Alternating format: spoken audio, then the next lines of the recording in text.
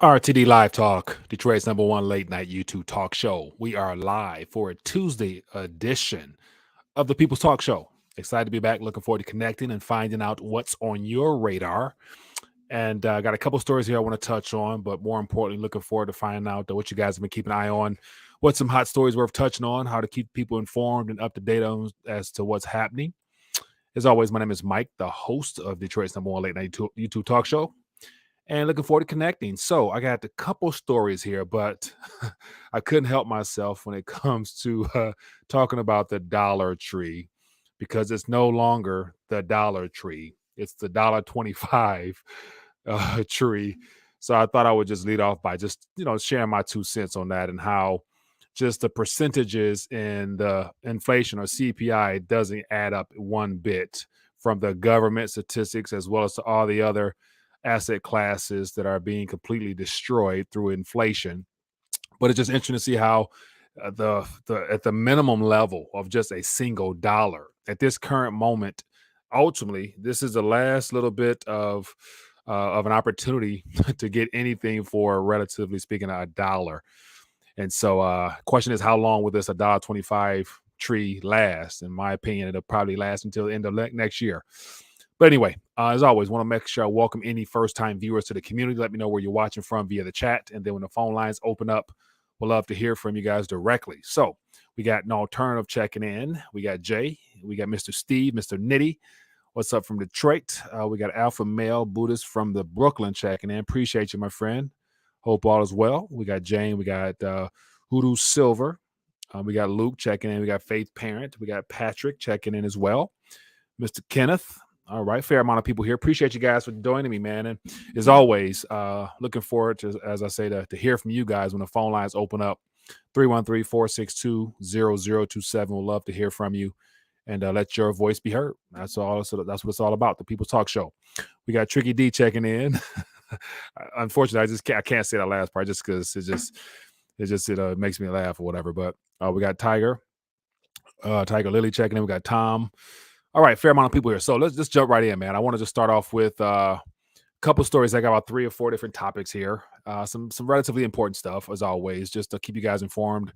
For those that may not have a chance to stay plugged in throughout the day, I try to scan the airways, see what catches my attention, and then bring it to you guys, and we can discuss it, talk about it, and share our 2 cents on it. But let's dive into the first article if I can pull it up here. So I thought this was funny because this was so on the Twitter sphere today. This was trending in the inflation category, and to me, it seems very trivial in nature. Wow, Dollar Tree doubles down on pricing items for over $1. Okay, it seems very small and minute, no big deal. But to me, the Dollar Tree for the last 35 years has been what would I say, like a staple center of the most affordable, cheapest, non-essential goods that everybody, for the most part in this country, would somehow, some way, I would imagine most people find their way to a Dollar Tree just in passing by. They stop and get some small little knick-knack type of things, or just some small plastic items to throw away after a get together or something like that. So it was always reliable to just walk in. Like literally, I remember several times, stopping in and, I already have 3 or 4 items that I planned on purchasing, small little, piece of candy, notebook, something like that. And literally with the intention of spending $3 or $4. And of course, tax, give or take, 6 in here. But so literally spending less than $5 and not having to, really, do anything as far as swiping the card, just quick $5. But now you're going to add an extra 25 cents onto that purchase, possibly for some items. Some items might go above that. But then again, you got taxes on top of that, so it's going to be a lot more. So it's no longer just a staple of being labeled the Dollar Tree. And so when I saw this, you might say, okay, Dollar Tree will charge $1.25. Okay, no big deal, Mike. Who can't afford $1.25? Very true.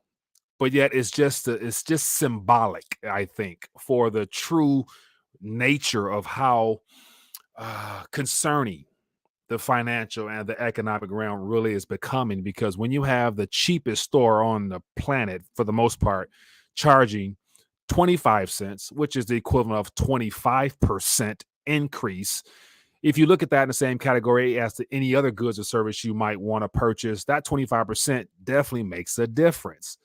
And so it's just the beginning is what I'm getting to. And so this Dollar Tree situation, very small in nature, but 25% increase in prices is small to your average person, but it's just not an isolated event of the, I guess, the continuation of a lot of the consumer goods that we're used to purchasing at this current moment becoming a little bit more expensive on the surface. So just something worth looking at here, but it takes effect, as it says here, nationwide by the end of April. And once again, it's all subject to their ability to source all those cheap, handmade items from China. And long as those things are able to be brought into this country, they'll stay at $1.25. But depending on how the whole supply chain situation, whether or not, the stuff is dispersed evenly or not, we'll see how that plans out. But I thought it was just symbolic as to what's really going on because it's nowhere near that whole 6% CPI number we've been given. So 25% is a lot more than 6%, but just something worthwhile. I thought that was something to bring to you guys' attention. Of course, we'd love to hear your thoughts on that. And then another thing is also interesting. Let me get here, open this up here. I thought this was extremely interesting. And so it says U.S. to require people to participate, as you guys can see, this word right here, for all border crossers in January. And so, as I've always said before, it's just inevitable that the pretender and thief here continues to try to squeeze in, along with the CDC, FDA, and all those other entities. Even today, Fauci, his, something. I got a couple words that I would say to him, but I wouldn't. But how there's just to continue to squeeze in. Now it's just more so a matter of, at what point do we just not take this person serious? Because literally they're going to continue to push this whole health scare regardless as to whether or not people comply or not. It's just becomes very annoying to hear stuff like this where beginning in January, border crossing, you have to participate. But here's a caveat about this. It says President Biden will require essential non-resident travelers crossing the U.S. land border, such as truck drivers and government and emergency response officials. So first thing that comes to my mind is truck drivers. Like, how and why would you travel? Why would you target truck drivers unless you intentionally plan on continuing to put more pressure on the delivery system, creating those, supply chain issues? Because if I'm not mistaken, when I'm hearing about what's happening on the coastal regions when it comes to unloading some of those ports, they're talking about not having enough truck drivers. So if you're continuously trying to put this regulation on the industry in the sector we need most, it just becomes quite obvious that they're intentionally trying to cause issues with the supply chain situation. But scroll down a little bit more. It says the rules pertain to non-U.S. nationals. So we'll see how this is enforced, because I'm assuming this is from all those people coming up in caravans. They're non-U.S. nationals. So we'll see what that looks like. It says American citizens and permanent residents may still enter the U.S. regardless of their status, but face additional testing hurdles because of officials believe they more easily contract and spread, yada, yada, yada. So a lot of nonsense on the surface, but we'll see how it plays out. But it's just interesting to me how there's more deadlines and dates being given towards the amount of things they're looking to hinder or restrict when it comes to just free flow and free travel, which we're supposed to have rights to be able to travel free without disruption. And of course, none of this is lawful whatsoever. It's just the mainstream media highlighting the fact that pretender and thief wants to make sure people show proof when they travel into the country. So we'll see what happens. And then on another note here, I thought this was interesting as well, because I think it was last night, if I'm not mistaken, we're talking about somebody mentioned about the fourth turning and the possibility of war and things like that. So when I saw this here, first thing came to mind was Russia and China are continuously partnering up in a variety of ways. And then this article here came out today. It was just seemed very fitting to bring to your attention again. It says Russia, China sign a roadmap for closer. So they already were extremely close, because we've been talking about over the last several years how they've been having a variety of joint military land and sea type of ordeals. But now the roadmap it says here closer military cooperation. So what are they getting so close for? What are they preparing for? What do they have in mind, or what do they see coming, or what are they anticipating? yeah, at some point things might get a little tough in that region. So, or and God forbid, I couldn't imagine how that'll play out if for some reason the U.S. and the puppeteers that's controlling all the paid and bought politicians decide to do something extremely drastic and stupid and cause some type of event to occur to where those nations, Russia and China, feel that they have to come to U.S. soil to defend themselves, as they might look at it as. So, just once again, just plan running some scenarios out there by you guys, because who knows how this might play out. But just something worth keeping the eyes on. And then here is something else that I put up in the Discord, and I put this up in the Telegram, I believe, but it's just more research being done by alternative media sources as well as researchers. But it says here the VAERS data. So that's the viral adverse reaction database type of situation.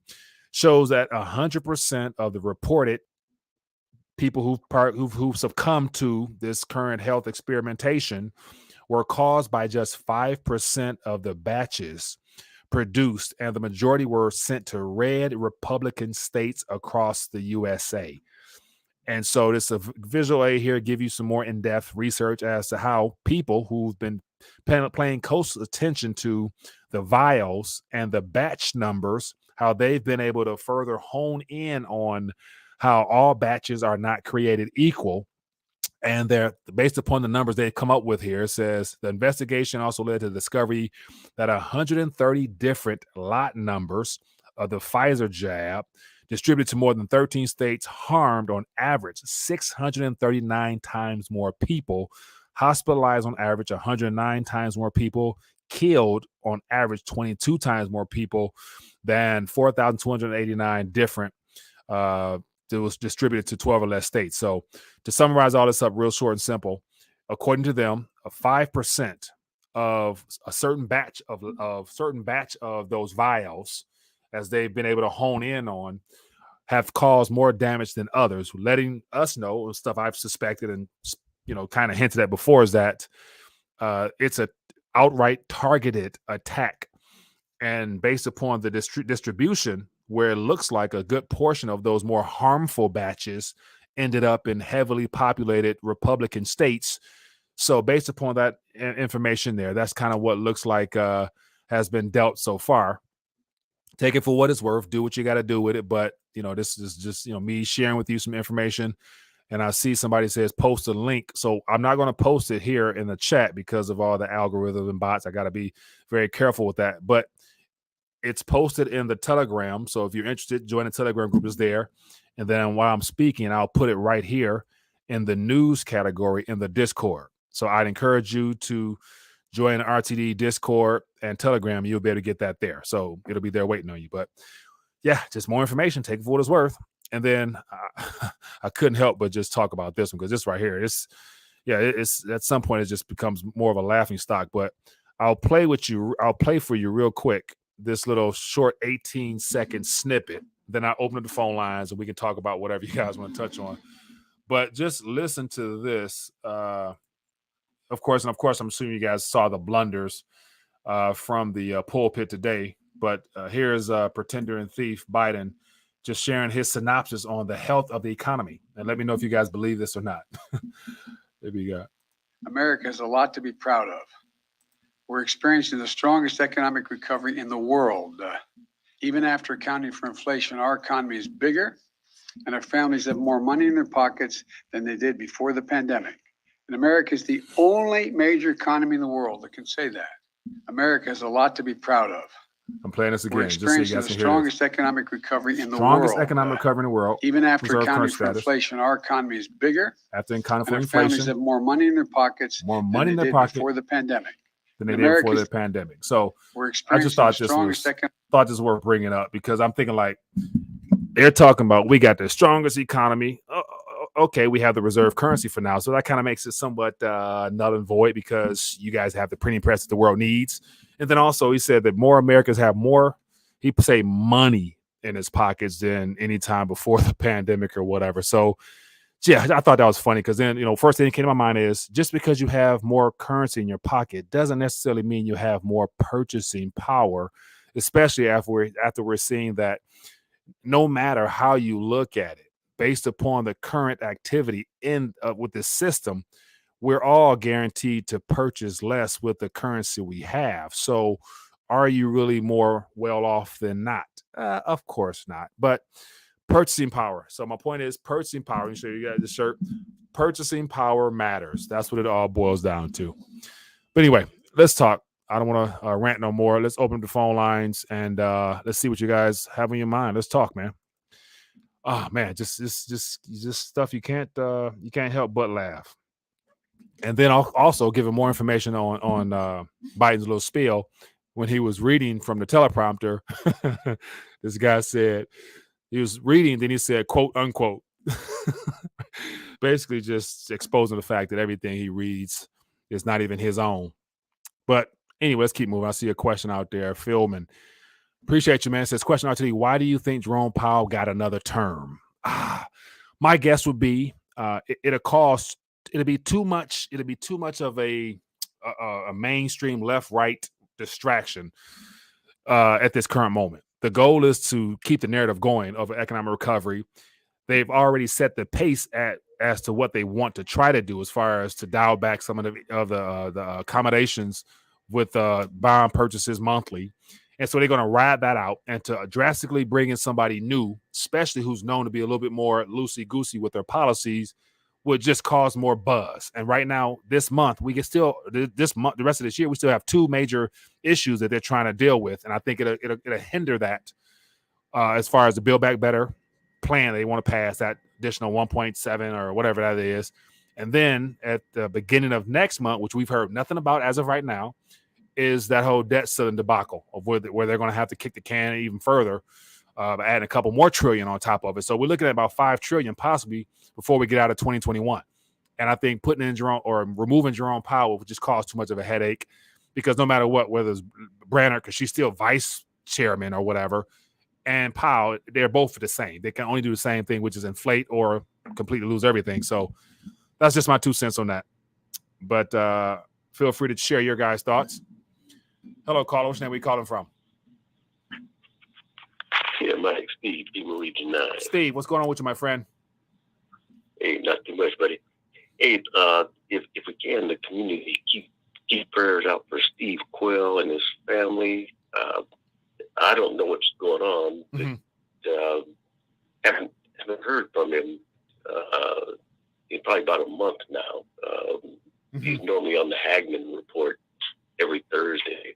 Yeah. But given that he got hit with whatever he got hit with, haven't heard anything. So keep him in prayer. Right.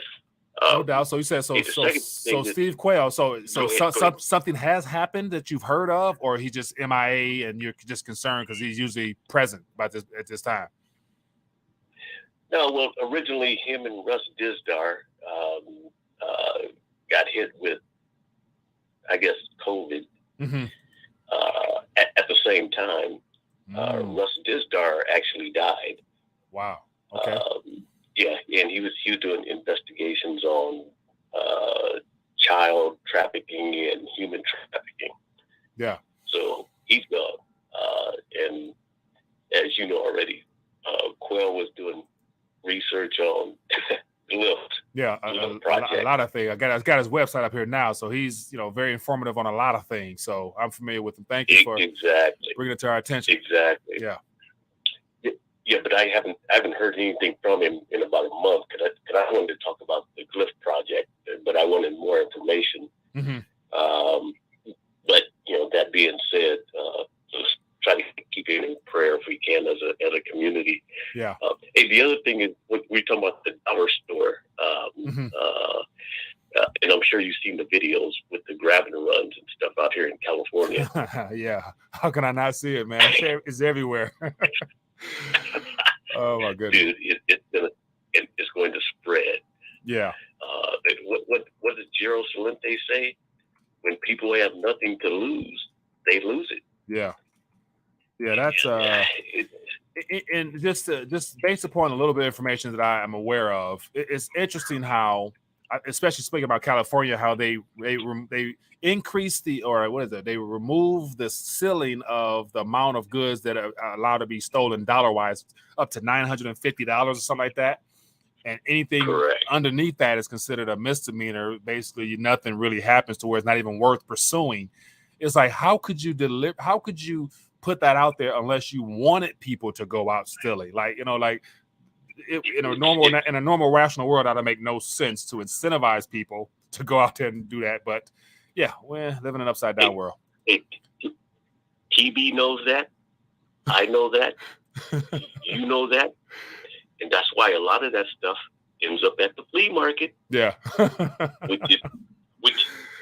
which is totally legal and sanctioned. Yeah. by the cities putting it on. Now, what you have to operate within the frame that they're putting it out legally. Mm-hmm. I would not encourage anybody to do anything illegally. Yeah. No way, don't do it. But what I would do is say, operate within the legal frame. Mm-hmm. And these cities, they know where a lot of that stuff's coming from. Yeah. Yeah. And they're sanctioning these flea markets, etc. Now, if it's all legal, are you going to go down to the flea market and pick up your deodorant for $2.50, Mm-hmm. or are you going to go somewhere to a store and buy $7? Right. Which one are you going to do? You're gonna go for the cheapest one, but then again, based upon the way you're setting all this up, it sounds like it's a trap. It sounds like they're steering people towards the flea market in some way to eventually at some point crack down on that. Would you say? I think it's bigger than that. Not the customers, mm-hmm. But the vendors. Yeah. The ones who are, the customers are good. Yeah. But the vendors, they're not going to, I don't think that they're going to crack down on the vendors, because I think this all goes toward, eventually, all goes toward, we have to get rid of that cash. Yeah. We have to get rid of that cash. Yeah. People are buying things with cash, and we can't account for that stuff. Right. And that's a part of the thing they believe or want to preach to us is going to be a problem, how they got to handle that because of all the other things that money laundering, funding terrorism, all the typical 3 or 4 things they throw out there when it comes to people going behind their back or whatever. Correct. So it's part of the game, if you want to put it that way. Yeah. But what would I advise people to do? Mm-hmm. Legally, you take the cheaper price. Yeah, oh, no doubt. No doubt. It's the thing that I sent you with the. I'm not sure. Did you see the interview with the reporter? Let me see. Which the reporter went down to the flea market and bought all of this stuff, and then he comes on TV and says, I bought this Tide for this, I bought this deodorant for this, I bought this, all of this stuff should have costed $70. I got it for $17 with no haggle. Hey, good point. And speaking of which, looking in the chat here, so Tom basically, he said that Steve Quayle was on the USA Watchdog this past Sunday. And so I went to Rumble to pop it up here. So yes, it looks like Steve Quayle was on over this past weekend. So he's, it seems like he's probably doing good, just laying low a little bit. But I haven't had a chance to watch that interview with Greg Hunter, but he's still out here doing his thing. It looks like so. That's good news. Thanks, Tom. Okay, good. I'm glad to hear that. Can you post that or send that to me? Yep, I will post it right. I'll copy and paste it and put it right in the chat now. So I appreciate you as always, Steve. Thanks for calling me, my friend. Hey, and one last thing too. Yep. The movie Anon. Mm-hmm. It's one of these surveillance grid society. Mm-hmm. Where where people got little chips in their brains, and they can do the telephone and all the rest of this just through their brain, etc. But at the end of the show, the guy's making they're having there's two people having a conversation at the end of the show, and one person is saying, "Hey, look, I don't want to be part of this. I don't want to be tied up with any of this type high grid surveillance stuff." And the other person turned around and said, "Well, what do you have to hide? You're worried about all this stuff. It's a lot easier if you just comply." Yeah. So what do you have? What do you have to hide? Yeah. And in the movie, the person responds, and this was so profound. The person responds, "It's not that I have anything to hide. It's just that there's nothing that I want you to know." Good point. That's a good comeback. Hey, man, I appreciate you, man, as always. We Anyway, get a couple of people in. All right, enjoy the rest of the evening and Thanksgiving. Will do. Thanksgiving to you and the rest of the community. You as well, my friend. Thank you. Take care. Yeah, good stuff. That's a good comeback there. All right, people, let's talk. Phone lines are open. What's on your radar? What do you guys keep an eye on? So, yeah, it's good to see that, Steve Quayle is out there still doing his thing, even though it looks like there was a little concern, him being MIA, but he's still out there trying to spread the good news in a sense. Hello, caller. Where are you calling from? Steve from Jersey. Steve, what's going on, my friend? How you doing? Good. What's on your mind? I don't know if you guys have heard, but this is pretty big. Okay.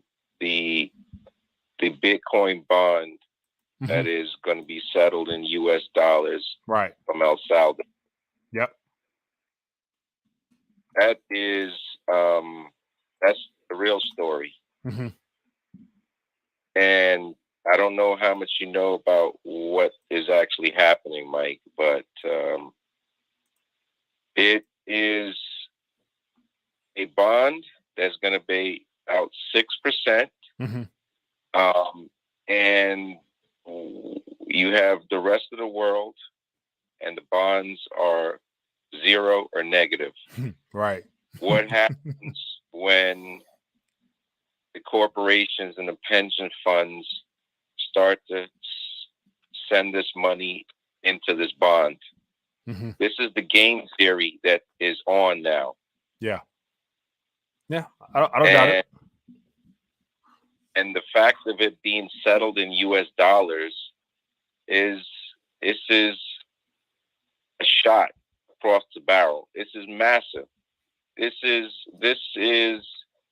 a piece of history that you can look back 5, 10, 15, 20, 30, 50 years, that this was the moment that something like Bitcoin got in the hands of a country that didn't have the scapegoats, or that didn't have the ability to exit out this financial system that El Salvador was trapped in.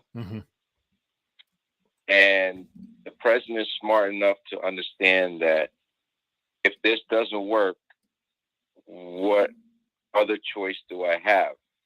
Because if I don't do this, I don't have a way out of the system. So it's not just the American people, it's the world, and countries like Salvador have now find that this thing, Bitcoin, be it real or not, is giving them the opportunity to exit the system.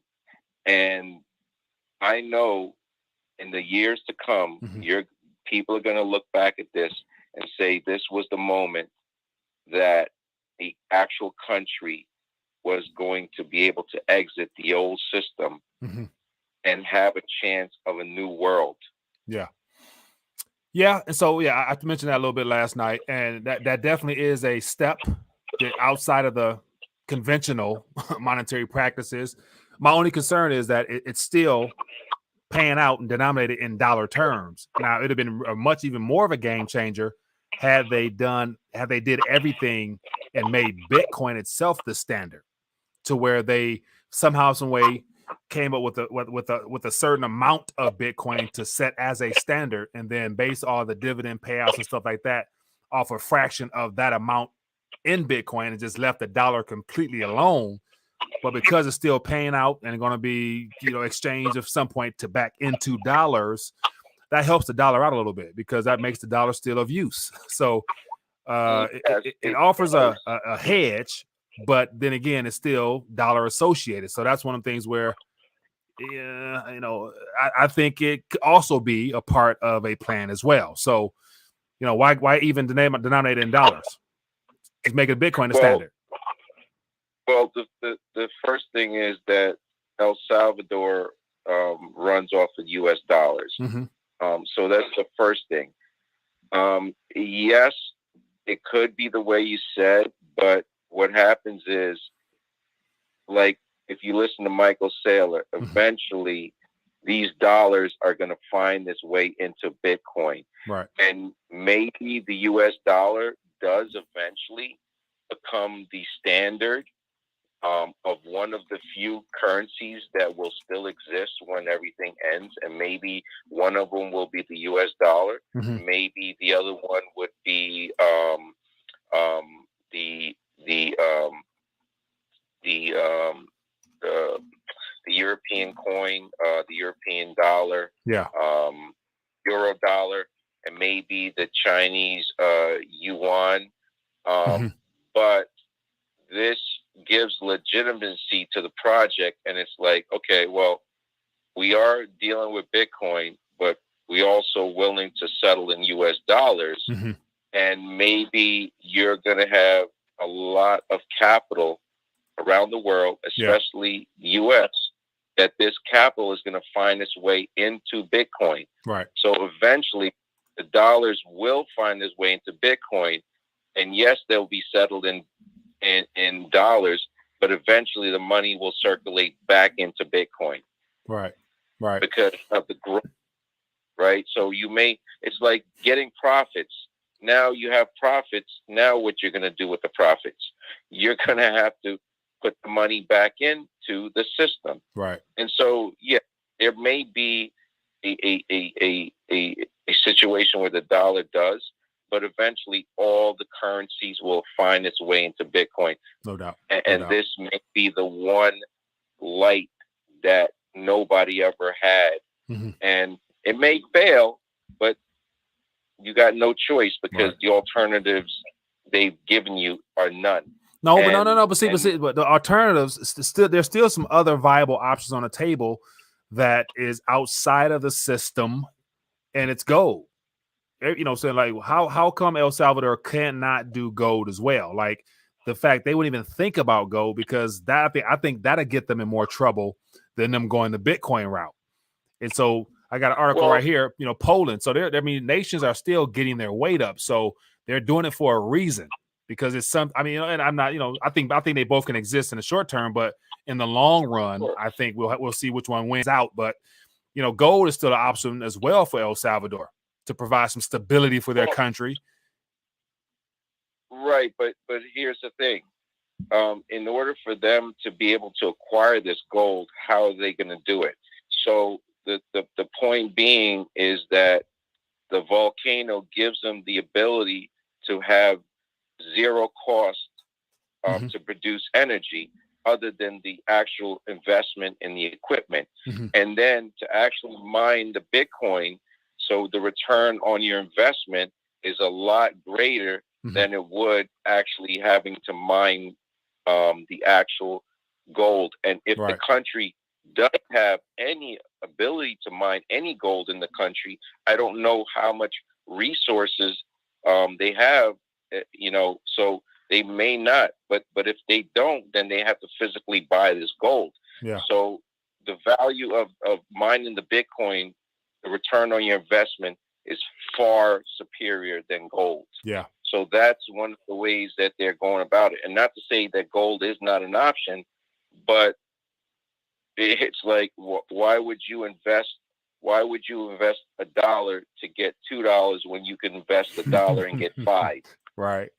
Hey, I hear you, man. So once again, I think it's a great step for them. We'll see, and I believe it's bound to pick up momentum just because this environment is conducive for more growth in that sector, because that's a part of where I believe the powers that is orchestrating this transition would rather people go rather than go back towards that old barbarous relic of a piece of hunky junky metal sitting in a vault somewhere. So it's gonna pick up. More nations gonna do it. Bitcoin might be a standard, but the Economist cover in 1988 told us that we should be expecting a new world reserve currency at this point, and looks like Bitcoin might be it.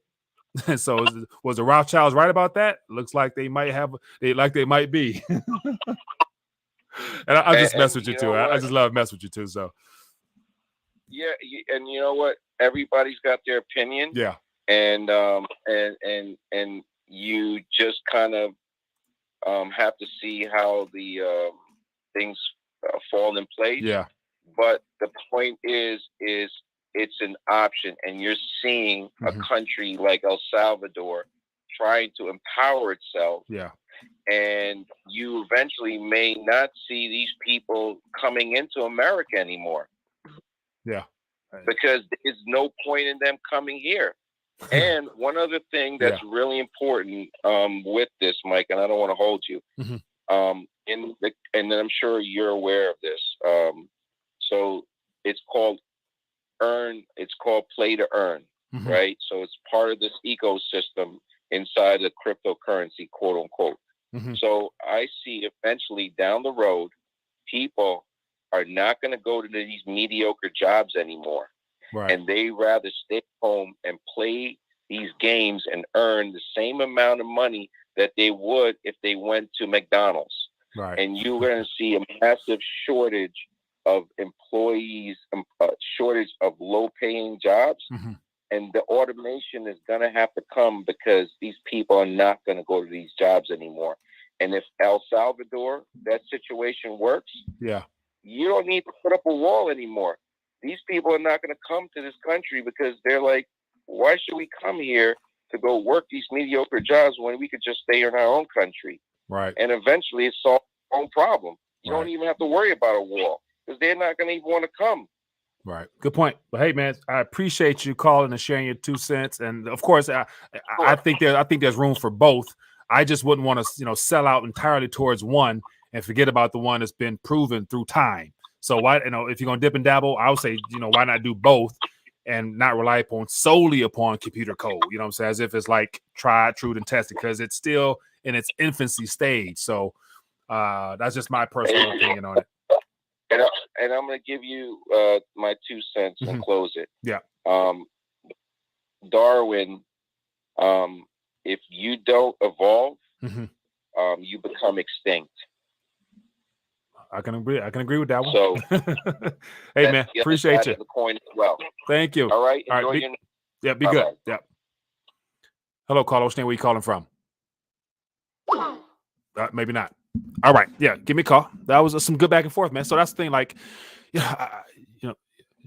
so that's my biggest thing is I think there's room for both. I wouldn't hang my hat on something newer that hasn't really been tested yet. But yet, once again, as I mentioned, I dip and dabble. So, if Bitcoin succeeds, I'll be happy. If Bitcoin fails, I'll still be fine as well. So, and that's where I think, following the maximalists with this in this crypto space can become very I guess what bothers me the most is how people remove the idea of holding metals, as if like metals is just so far gone that you're a fool type of approach for even being associated with metals. I'm like, buying metals is not even considered investing. You're like, it is money, so historically it's known as money. So having money in that historical sense is like, to me would be a no-brainer. If you want growth, you want to speculate, you want to double and triple or quadruple, then you get into the digital space, because that's where things definitely will be going up if you want to play around with that. But there's opportunity out there. Go get it. Missing some calls here. Forgive me. Let me get these people in here. Hello, Carlos. Where are you calling from? Hello? Maybe not. Give me a call. Apologize for that. Did miss a couple calls. You will own lines of computer code. Oh man. Hello, Carlos. Where you calling from? Hey, Mike, it's low blood pressure. Corpus Christi, how's it going? LBP, doing good, my friend. What's up with you? Hey, man, you remember Dave Chappelle, the player haters ball? I'm the Bitcoin hater ball. That's the one I go to, Mike. Oh man, I'm Mike, not surprised. Yeah, go ahead. Look, man, all these commercials I see now, they're all over YouTube now. Yeah. And to buy a Bitcoin for $1, they break the piggy bank, and guess what I see? Mhm. A coin, BTC. You should break the piggy bank. It should be a nothing, Mike. They should show a blank screen because that's what you're getting. Nothing. So yeah, and that's where like so I you know I having studied a little bit, like I realized that there is perceived value for sure in this whole computer code software stuff because it's literally it's like computational energy, it's digital energy in a sense that people find value in, man. So it's not going anywhere. That's the thing. It's not going anywhere, and not playing around with it could be a little bit more to your own detriment than to completely stand away from, because it could be a easy way to double your weight gain if you do it correctly. You know what I'm saying? You can do it, Mike, but Yeah. it's a nothing. Look, running around in circles in your backyard is energy, but it has no value, Mike. Look, Yeah. check this out, Mike. Uh-huh. You could make a duplicate Bitcoin system. You know, somebody that's tech savvy a little more than me, because I don't know how to do that. But you could write a program identical to Bitcoin and put it right next to it, and it could be the same thing. You could even call it Bitcoin, and it would do this. The only reason why Bitcoin, with people think it has value or that it's the original, because whenever the Genesis block was made or whatever, and you could go back and see, okay, this was made on this date, so this is the real Bitcoin chain. Yeah. But you could do the same thing, and they already have, Mike. They got like 34,000 or how many 3,400 different cryptocurrencies. They've already done it, Mike. I don't even have to do it. Yeah. So my thing is, you make it seem relatively simple, but yet it is. I think it is a little bit more complicated than that. Like, you know, different blockchains serve different purposes. So I'm not like a hater in that regard there, because the whole decentralized finance movement, it will disrupt banks and all third party intermediaries at some point, and that's a part of their design, of course, but somehow, some way in the future, we're going to find our ways being plugged into somebody's blockchain, whether it's the CBDC where your check is deposited through, or you got to pay your insurance premiums through. Somehow, some way, we're going to find ourselves connected to some type of blockchain in the future. So, look, they have a blockchain similar to that. The banking system already has that, Mike. When you go and make deposits, take out cash, buy things with your debit card, all of that is computers already talking to each other, already agreeing. Yeah. It's not a per se a group of computers like Bitcoin that, you know, but it's basically the same thing, Mike. Yeah, no doubt. And even they're rebranding that to remove those computer networks out of the commercial banks' hands at some point, and then put them under the Federal Reserve's coffers at some point as well. So it's going to become even a more centrally controlled ledger. You know, that's the whole FedCoin CBDC stuff that is being developed as well. So it's not ideal. It's not what I want, but the way things are being driven towards, somehow, some way, we're going to be getting compensated and being incentivized to participate in this new world they're creating somehow, some way through that stuff. So I would rather, you know, not depend upon their network, their platform, rather than have exposure to some of these other things that might circulate even on the underground side of things to do transactions. So, but it's still early. This whole thing, look, and also it's this whole smart contract and all this. It's like a smart TV and all this smart that. Yeah, it's not gonna work, Mike. Say there's they want to put all these contracts on some kind of blockchain, and then those. Okay, say the network that the blockchain network is going to be called, I don't know, contract or whatever. Okay, So when those people are doing business on the smart contract and it goes through, if two people want to do, we all have to agree that that's the format that we're going to be using for contracts for eternity. Because we could do something else on a different blockchain or on a different system. Yeah. And everybody has to agree. That's why it won't work, Mike. You have to get the whole world force by force, and you can't do that. Right. So the centrally controlled ones, yes, but then again, those other alternative ones where so a lot of people, so there's a lot of a lot of blockchains out there developing now. You got Polkadot, Cosmo, you got a lot of those Ethereum style layer one opportunities out there where they are actually, and I believe the central bankers around the world are actually allowing all of these protocols to work out the kinks to develop the ideal system that they're going to end up mimicking and using in their one world approach down the line.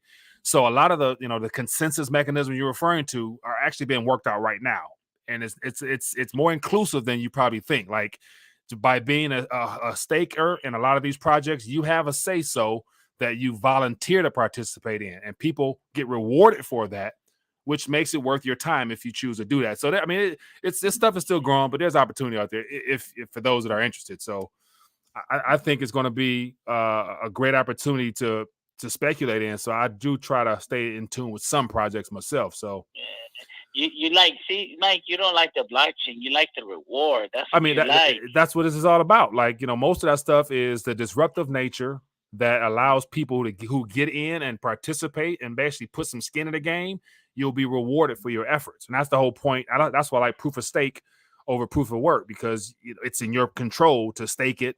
And it's basically like, receiving a dividend off participating. So that's basically what it boils down to. It's just more of a modernized finance in my opinion, but I can go on and on. But hey, man, I appreciate you calling in. All right, Mike. Have a great night. I'm going to check the comments, see how many people yelled at me. Be good. Yeah, good stuff, man. Good stuff. And that's where, I think the space is worth paying attention to, because it is the future. It's the future, whether you like it or not. And I'm about to spend more time looking into deep machine learning, because I think that is going to be key to the future that they're trying to create. And I want to be a part of it, not have it done to me. Hello, caller. Which name are you calling from? Hey, what's up, Mike? It's Joe from PA. Joe from PA. What's going on, my friend? Not much. I just wanted to get your take on something I heard years ago, and I kind of looked off of Bitcoin because this came from like one of those computer dev guys. They were saying that Bitcoin already got hacked years ago, as far as like the quantum computing already hacked it. Okay. So I'm not familiar with that one. Give me some more details. Well, basically, I got word at one of these crypto conferences that, like, basically I missed one of the big pumps, because once I got confirmation that it got hacked, I said, okay, this is a done deal. Yeah. And then I got word that Monero got hacked as well. So like Homeland Security, like they already cracked it all. So it's a joke.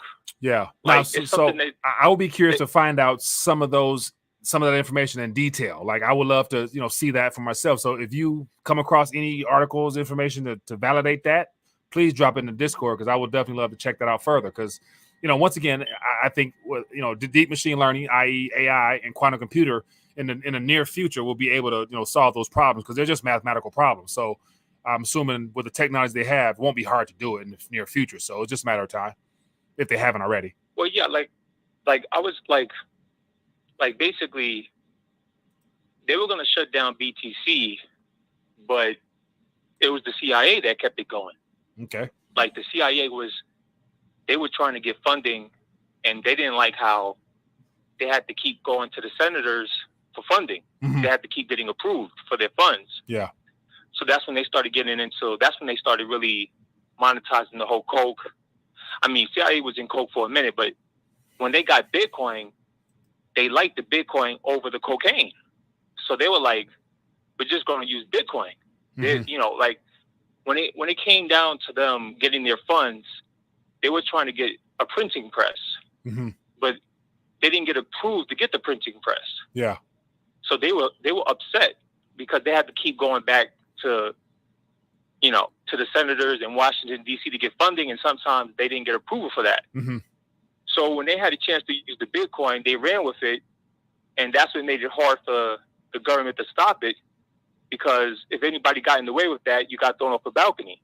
So it's like, at the end of the day, though, the BTC, with the quantum computing, it got hacked, but they kept it going, because then if you hack something and then nobody else knows that you hacked it, and you play along like it's secure, then you get to see who's moving what. Right. So you're not gonna want to let people know it's hacked. You're gonna act like it's secure, but it's a joke. Yeah. Like here's the thing. Like anytime you start moving too much, like before you know it, they're gonna watch you, and then like they're gonna see if you're working for who you're working for. And then if you're just an average player, then before you know it, you're getting raided by Treasury agents. Yeah. Not even the FBI, but Treasury agents. So it's like, how would the Treasury agent and their team, how would they show up at these remote locations? Right. It's because, and you have to understand, the people who are using this stuff, they're sophisticated. Yeah. Yeah. So I don't doubt it. If they're catching these hackers, how are they catching the hackers? It's because it's all trackable. Right. And then also, so it's like, once again, we're being fed that narrative as well, that they're able to do all this. So they're also telling us these stories. So it's more so like, so when they had that pipeline hack, and they said somebody, wanted, 50,000 BTC or 50 BTC, and then they were able to recover it. That whole story is what they told us. So, I don't believe it as in its entirety. So they can also tell us that to scare people as well into thinking that they are able to. So it's that, unless I see it personally, it's hard to really believe the fact that this is all hearsay, she say right now, until it actually happens to you or to me. Will I actually be like, okay, damn, my wallet is now empty. What the hell? You know what I'm saying? Type of thing. So yeah, like 10 years ago or more, like they were going after the cannabis, like, because I was like, the word on the street was like, weed is worth more than gold. So then before you know, you started seeing all this legislation about legalizing weed. Why? Because they wanted to control that market. Yeah. So now they all they're going to keep doing is moving on to different markets to keep the people enslaved. Yeah. So like when you, like in other words, even when it came to China, I heard once China started duplicating the fake Bitcoin, that's one of the big reasons why they banned it, because China realized that they hacked it as well. So they're like, okay, we don't want this. Yeah. And that's why they banned it. So it's a joke. Right. I mean, I'll put it to you like this. If you can still get your goods from it, then I guess it's not a joke. If you can still get your goods, then it's real. Yeah. But on a level as far as like as far as like everything it was meant to be, like no, it's old technology, and that's what it is. It's old tech that got hacked, and it's old tech. So, but moving on to something else. No, let me get a couple more calls. Go ahead, give me something quick. I'll get some more calls in. Give me that question. I'll take it off here. Yeah, okay. I was gonna say, off of the gold and silver for like the average people, what would you do with 10K? And then the other thing was, I heard you mention Steve Quayle, and what is your take on as far as like, I heard that the Edward Snowden guy, he said the CIA is ran by ETs. So I know Steve Quayle talked about aliens or fallen angels running the CIA. So I just wanted to see, since you follow that, like, what is your take on how real that is? And I'll let you go. Appreciate you. So I'll answer that off air with my 2 cents there. But on the financial side of things, what would I do? I'm gonna be real vague on that, just because everybody's circumstance is different. But I appreciate the question though. Yeah, well, as far as the 10K thing, I'm talking about you personally, since you're like well traveled. If you couldn't buy gold or silver, what would you do with 10K? And if you didn't have like no kids, you're just a single man out there. Oh, well, if I was a single man out there and I didn't have any weight to myself, I definitely would learn more about this whole decentralized blockchain space. Like, to me, I would get into the software line of things, because I see that's where the future is going. So I would find out how to put that money to use to work for me within that space. And of course, learn and play along with it because it ain't going nowhere. So that would be what I would do personally, I think. So, but that's just my little experience there. So just because it's something that can be used around the world, but at any time, any place with a cell phone or a computer. So that's, to me, just what I would do personally. Okay, I'll let you go, but like I said, don't forget to give me your take on the Steve Quayle thing and the CIA being ran by ETs. Appreciate you. Thanks, man. All right, peace. Yep.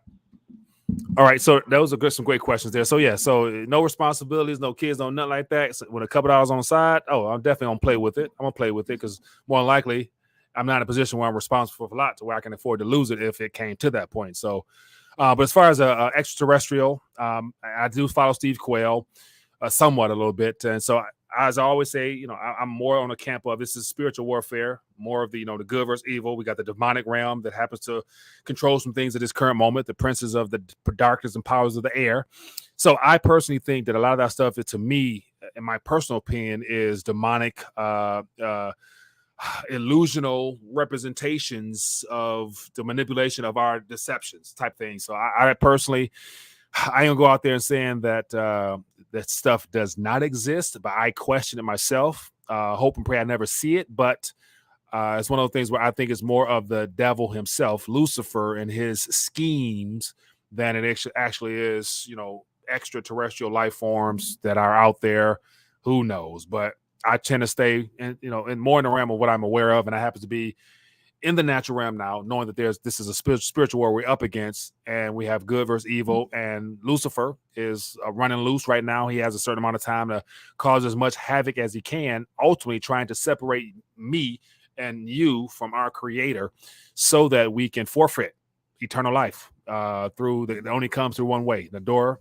We all know who the door is, Jesus Christ. So that's just my opinion, but ET's possibility, I think, is more the devil than anything else. That's just me. All right, missing calls. Forgive me. Let me get some more calls in here. I apologize. Here we go. Maybe not. Shoot. Give me 1 second here, man. Hello, caller. Where are we calling from? Hello, anybody?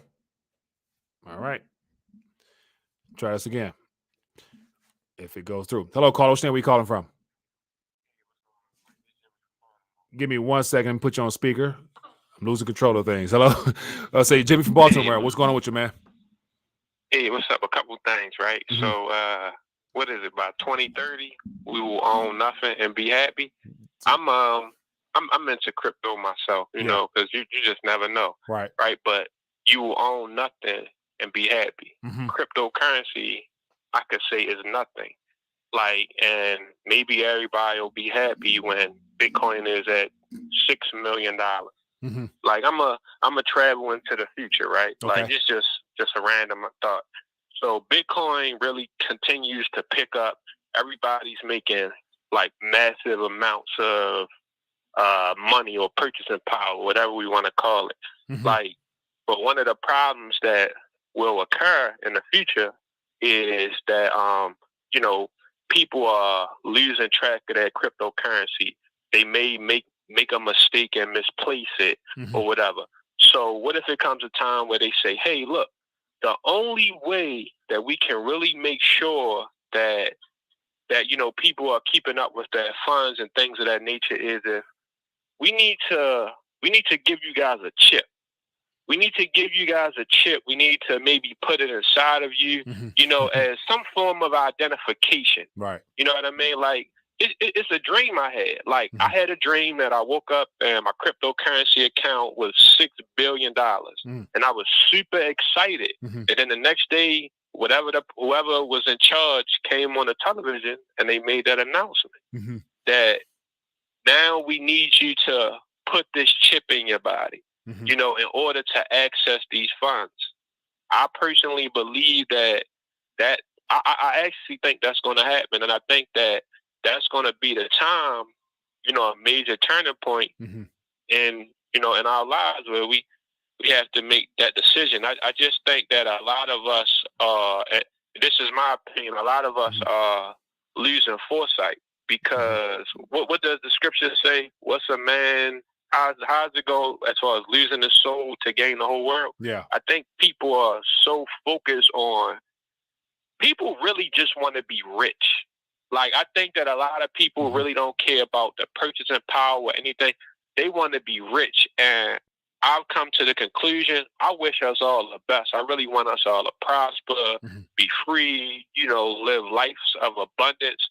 But what I'm starting to realize is, for one, nothing belongs to me, not even my wife or my kids. Right. They all just gifts given to me for a moment. Yeah. You know what I mean? And I think that I can see how a lot of people may actually take that mark. But I can see how a lot of people can actually denounce God as their Lord and Savior. Yeah. And it all has to do with, I want to be rich. Right. Everybody wants to be rich. Like I like I said, I'm an investor in crypto, but I don't know diddity squat about cryptocurrency. I don't know how to create one. I don't know how to code. I don't know how to do anything.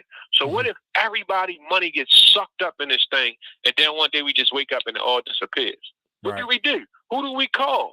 You know what I mean? Right. 100%, man. Yeah. Good stuff, man. Yeah. So I think a lot of people, and majority of people just want to enjoy their lives and simply not be told what to do, how to do it, and just enjoy the fruits of their labor. They want to work hard, enjoy the fruits of their labor. But due to this system we're in now, that's been taken from us. It's being taken at a much more alarming rate. So people ultimately want their time back. Ultimately want to be able to have enough we can live comfortable and do things you want to do. And then you got some people who just want fame and fortune, and they'll be willing to do anything for it. And that's the part where they've willing to sell their soul. And speaking of which, I pulled up this little clip here. I'm gonna put it on the screen here, but I'm sure everybody's seen those two boys with the crazy hair and tattoos call themselves the Island Boys. And there's one guy on the screen right here. He's basically talking about, I don't know if it's real or not, but I do believe it. He's saying that, he said he sold his soul because he wants to be famous. And he said he had to. And he was given a choice of having to sacrifice somebody, and he chose to sacrifice himself.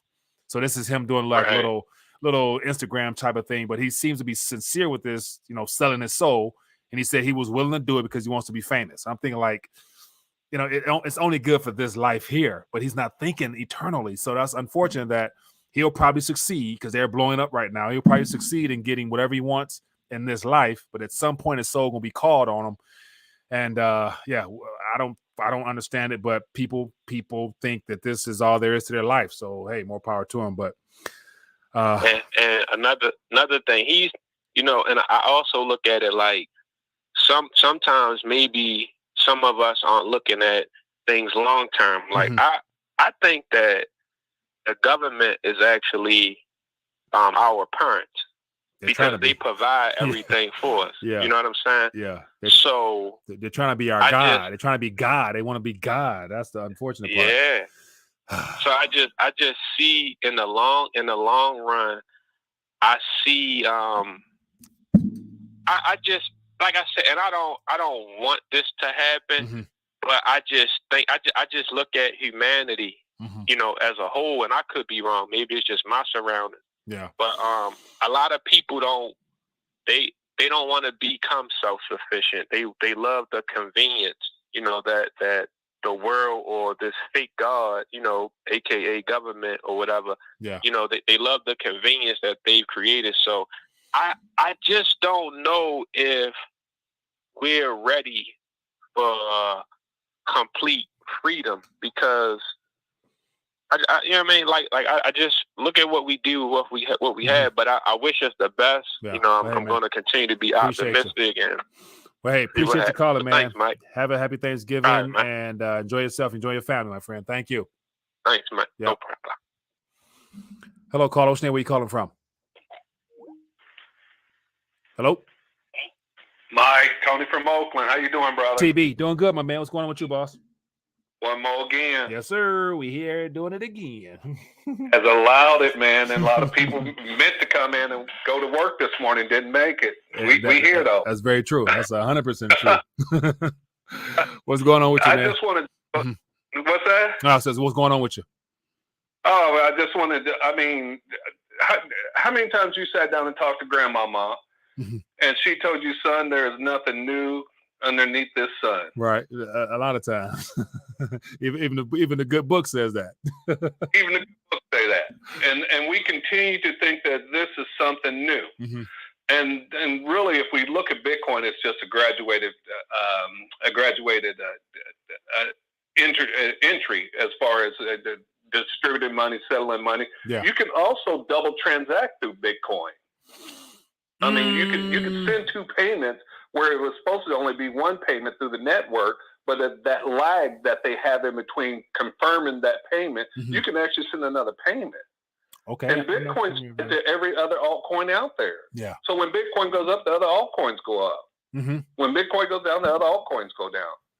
So with everybody's talking how this is a new thing and it gets away from no.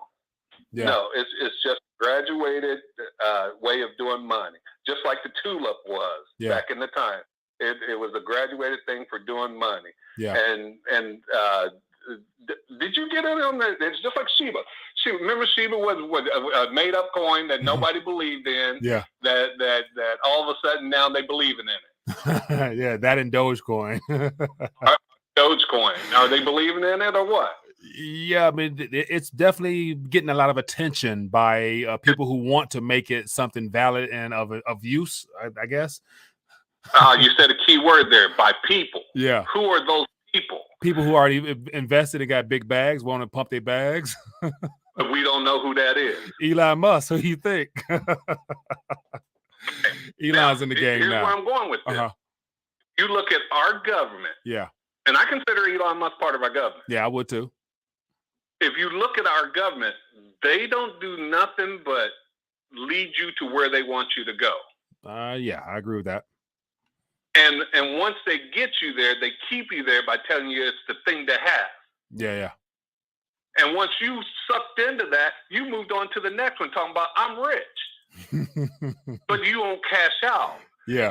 Who's give you $57,000 for one Bitcoin? I got one Bitcoin. Nobody's gonna give you 57, but I'll take a piece of it. I'll give you $1,000. No, but watch it.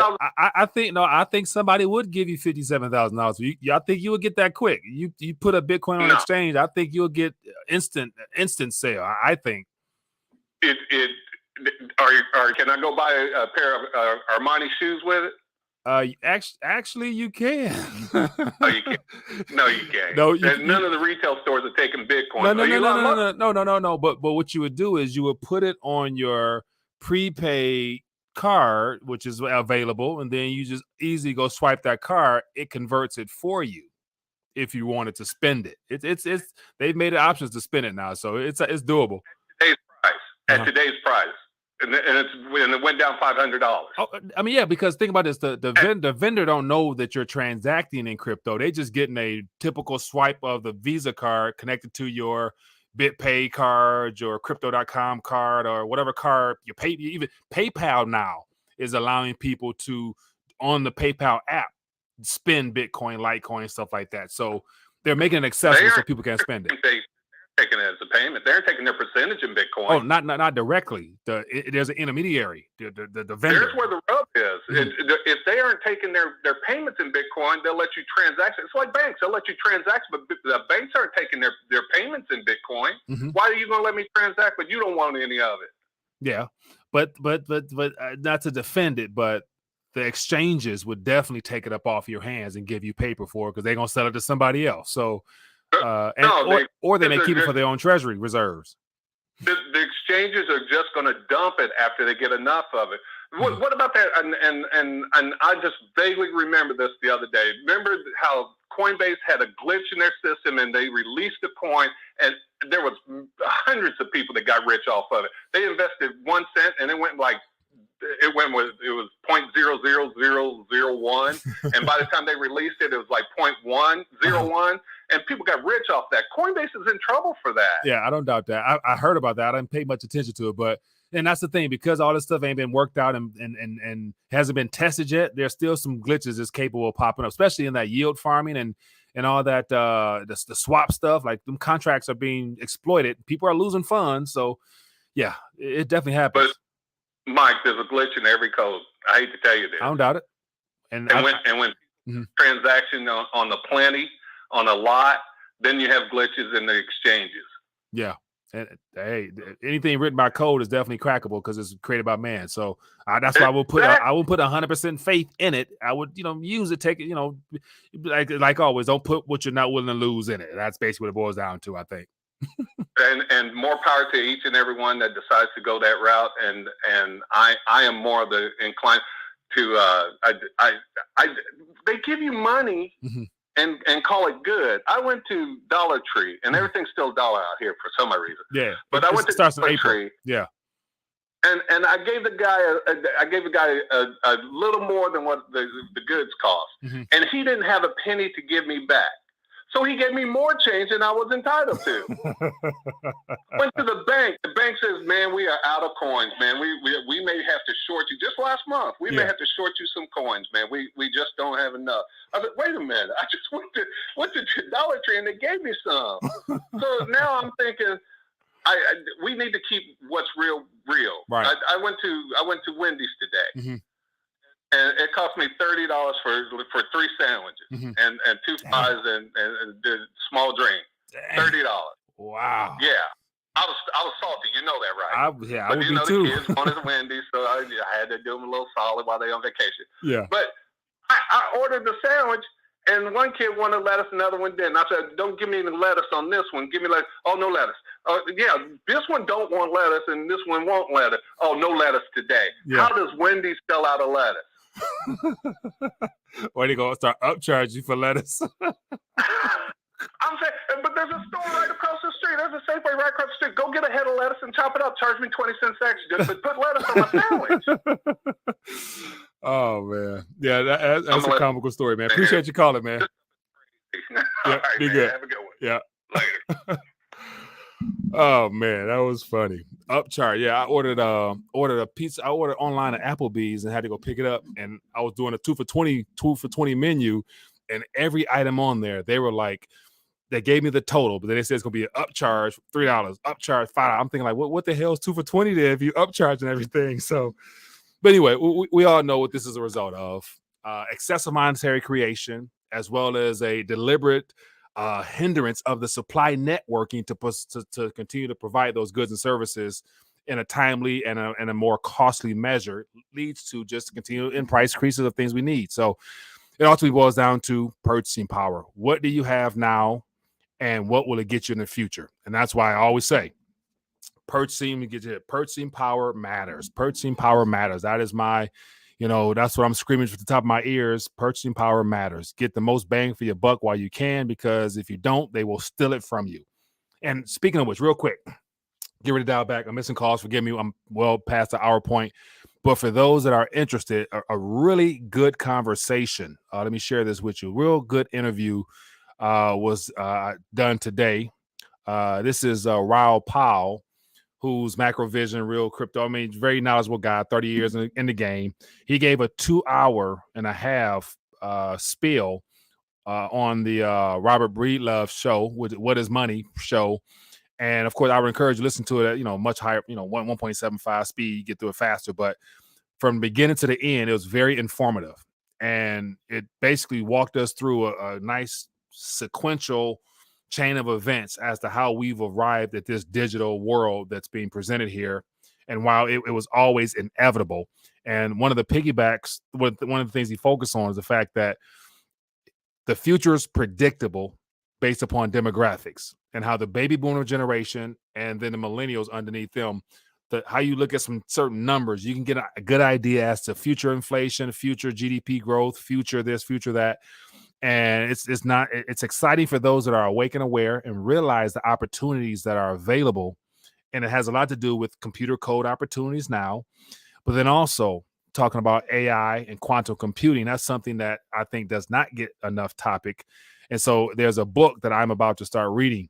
It's called AI 2040. And this is by Kai-Fu Lee. He's one of a billionaire guy who's helping shape the future. And he's basically putting out 10 visions for our future and what he anticipates the future looking like in 20 years. And once again, for the overwhelming majority of the population, it's not looking pretty, because once robotics and computer code basically do everything for humanity, there'll be no need for human labor.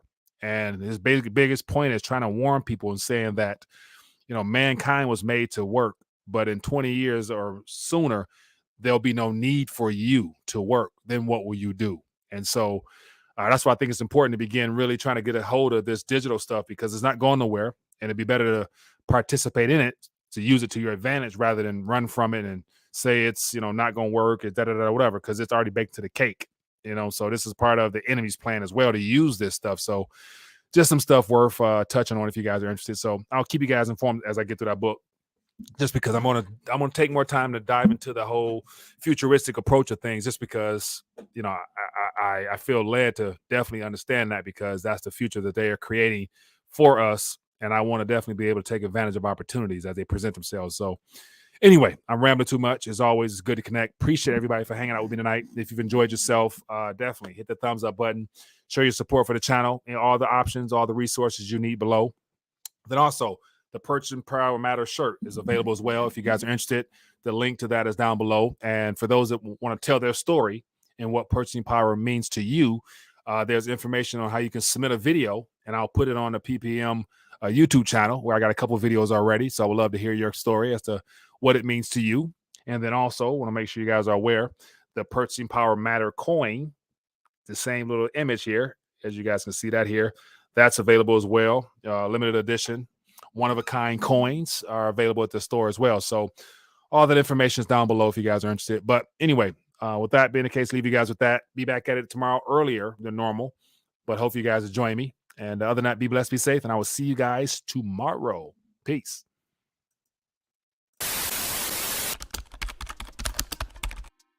Visit Rethinking the Dollar throughout the day, your place for news on metals, gold, crypto, you name it. Scroll down to the bottom and you get a chance to see the daily videos, the recommended videos, and more importantly, the 5 reasons to unplug from the monetary matrix, with the first one being the awakening period. Step number 1, test your dollar IQ. 10 simple questions, average is 60%, followed up with the alternative perspective with the monetary reports. Consider becoming a supporter of the Rethinking the Dollar platform via Patreon. Get a chance to hang out off air, as well as additional information that can't be discussed on YouTube. Any support is helpful. With the crackdown on alternative media, the best thing to do is to connect off air. Scroll down to the very bottom. You can find Rethinking the Dollar on Telegram, audio, Facebook, Twitter, Parler, you name it. The most important ones will be the email list, where you can get notified weekly, the Discord page, and make sure you connect on Telegram. And last, don't forget to visit the RTD store, where you can get merchandise as well as additional information and resources. And most importantly, scroll down to the bottom and get your weight up with all the limited edition rounds only available on the RTD store.